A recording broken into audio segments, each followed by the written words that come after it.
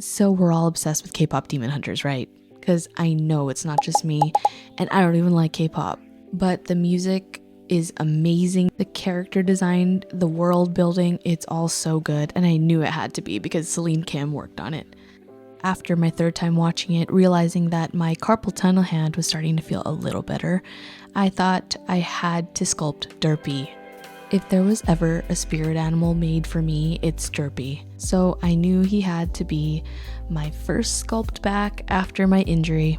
And so I got started on a very slow journey because I had to take so many breaks. I used Super Sculpey for this. I wanted to get, of course, the big shapes down. And I'm pretty rusty with sculpting.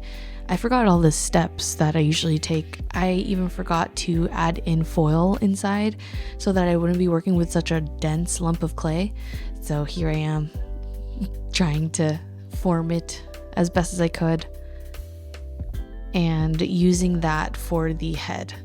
I used as many tools as I could around me to alleviate any strain on my wrist, but it was pretty hard. In the beginning stages of this Derpy sculpture, my wrist still hurt pretty bad, so I couldn't get a lot done. But eventually I got to a shape that I thought was the kind of essence of Derpy. Still wasn't completely there. I thought I would try some deductive sculpting with my X-Acto knife to try to help myself out. And honestly, for a couple of hours and maybe I think even days, I struggled a lot. I just kept going, kept tearing down as much as I needed. I ended up with this shape that kind of looks like a cat, but hated it, so I took it apart and focused on the shape of the body and the head only. Carpal tunnel stretch break because it was starting to cramp a lot. Take breaks, people, even if you're not injured. So I continued on. At this point, it is looking reminiscent of some kind of animal with 4 legs sitting upward, so can't complain at this stage. I just kept adding volumes, and I was looking at a reference of Derpy. I couldn't find a lot. It was pretty hard to find, so I just had to screenshot stills from Netflix, and I used that to the best of my ability. Another tip I have if you're trying to look for reference is to look online to see if somebody made a 3D model of it. You'd probably be able to use that a little better than a still from a movie just because you can see all its forms. So at this point I was trying to block in some features, but it wasn't working. So I tried to take it apart thinking that I was going to have Derpy posing with his mouth open and his tongue out. So here I am cutting the head off and trying to make the inside of the mouth, which was for nothing really later. But I learned with sculpting, it's a lot of problem solving and a lot of improvising. So I did try out some teeth here, and then I tried to lay over the head to see how it would look. Pretty wonky.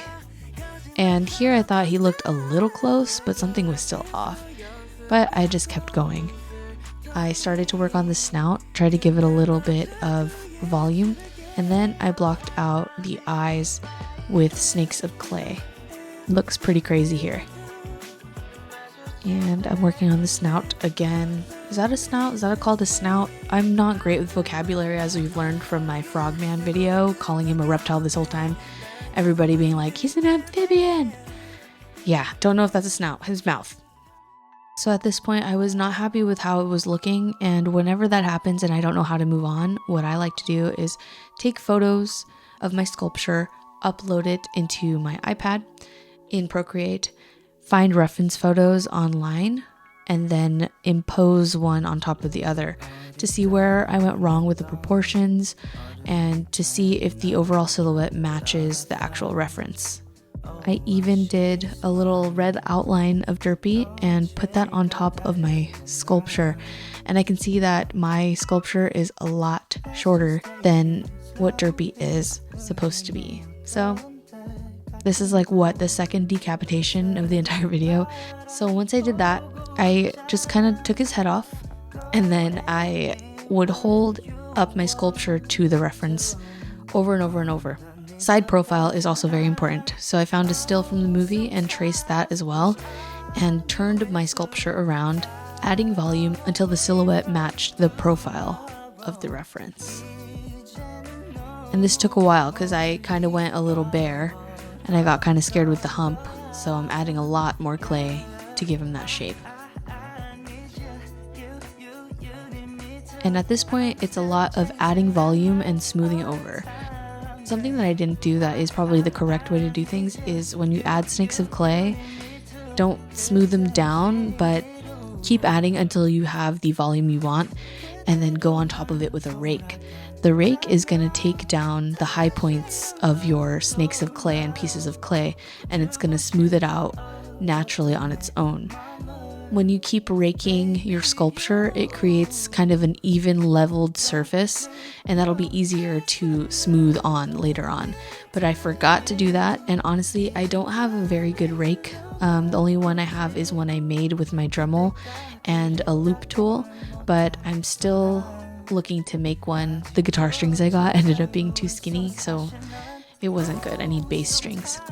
But yeah, and just keep adding pieces of clay until you look at your reference, you move back and forth, and you hold up your sculpture to the reference and it fits those volumes.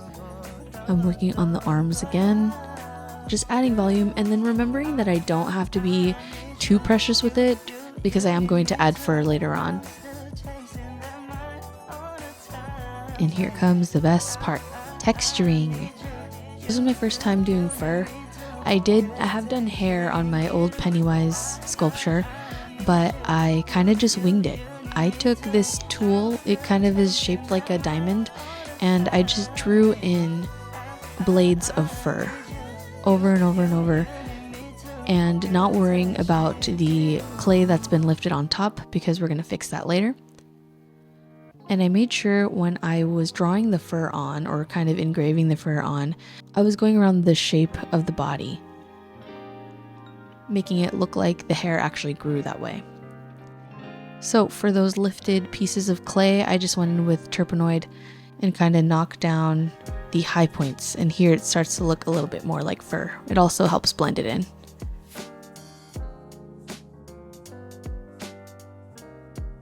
And as you can see, this was kind of a tedious process, but it was pretty meditative. For the fur around the face, I was a little bit lighter with the touch so that the fur would look shorter. I feel like the more you dig in and the longer strands you draw, that's what makes the hair or fur blades, bundles, whatever you want to call it, look longer. So I went in with a light touch on the face because it does look like he's not too furry in the face. Some last minute refinements in the feet.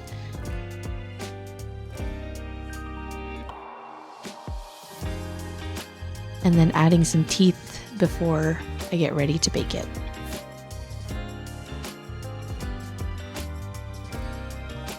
I also added a tail off camera. It's just a long tube of clay that I attached to his backside and did the same texturing technique. And now he's ready to bake. And now the dreaded part for me is painting. I'm not very good at painting, so I try to take this one slow. So I mixed up a blue that matched the base color of Derpy and I went all around. I also put on a very light dry brush coat of light blue, just so it gives the fur a little bit more dimension. And then I continued on with painting. I just copied the reference as best as I could and went as slow as possible.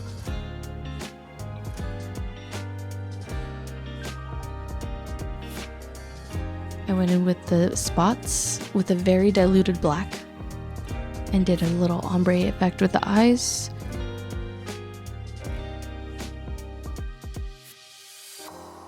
Painting the toes now and finally getting to his stripes. So with the stripes on his fur, I was moving in very short brush strokes to mimic fur or hair, just to make it look a little bit more organic. And there weren't a lot of references of his complete backside, so I kind of winged it.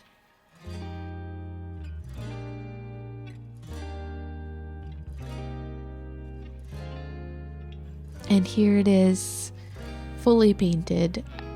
And now I'm just going to add some epoxy to the eyes, teeth, and nose to make it look a little bit more glossy. Just to make it stand out a little bit. And then of course we're adding Sussy, because is Derpy Derpy without Sussy sitting on top of his head? And this is the finished sculpture. I actually love how it turned out. I'm excited that I have something from K-pop Demon Hunters to put on my shelf, because it was a phenomenal movie and I know a bunch of you guys out there loved it too. So please comment down below what you loved so much about K-pop Demon Hunters, who your favorite character is, anything about it. I'd love to start a discussion about how good this movie turned out. I do hope you enjoyed watching this video. It was so much fun and a nice entrance back to doing what I love after my injury. See you guys soon. Thanks for watching.